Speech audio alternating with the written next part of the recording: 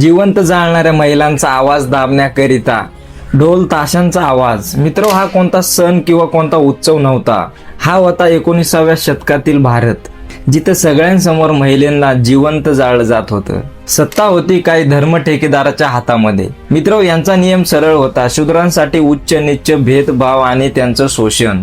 त्यांचा माइंडसेट तर असा होता, पिसाळलेल्या कुत्र्यांनी गुराढोरांनी पाणी पिलेलं चालत होतं, पण शूद्र माणसांनी पाणी पिलेलं चालत नव्हतं. यंग पोरीचा नवरा काही कारणाने जर एक्सपायर झाला तर त्या महिलेला समाजामध्ये स्वीकारलं जात नव्हतं. हात पाय बांधून तिला जाळात फेकलं जात होतं. जर त्या महिलेने पळण्याचा प्रयत्न केला तर तिला धरून आणून परत त्या चितेवर बसवलं जात होतं. मित्र, इथं तर्काचा मृत्यू झाला आणि अंधभक्तीचा राज सुरू होत गेला. तेव्हा समोर आले राजा राम मोहन राय. त्यांनी ना कोणती तलवार हातात घेतली ना कोणते शस्त्र.